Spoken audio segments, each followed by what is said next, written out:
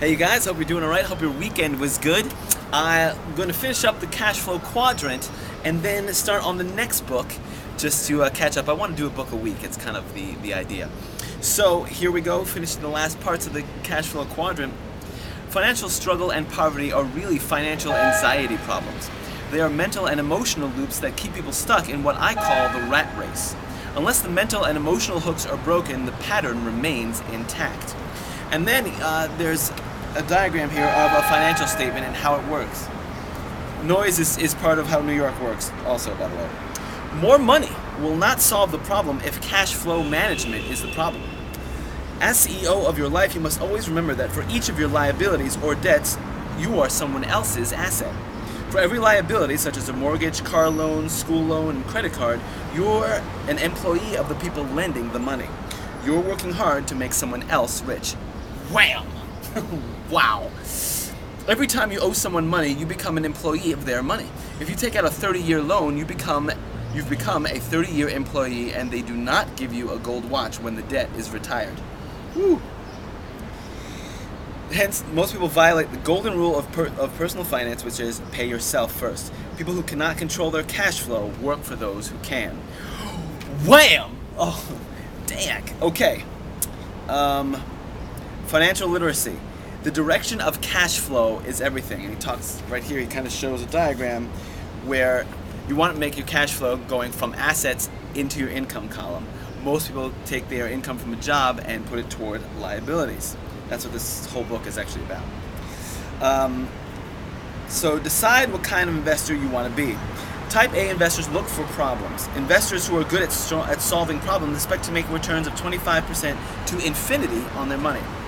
How to get on the fast track faster? The lesson is to start small and learn to solve problems, and you will eventually gain immense wealth as you become better at solving problems. For example, low-income housing in America is a huge problem and a political hot potato. To help solve this problem, city, state, and federal governments offer substantial tax credits, tax breaks, and subsidized rents to people who finance and build low-income housing. Just by knowing the laws, financiers and builders become wealthier by having taxpayers subsidize their investments in low-income housing. Inside of every problem lies an opportunity. Rich Dad did not think that money by itself was evil. He did believe that working all your life as a slave to money was evil, and to be in financial slavery to personal debt was evil.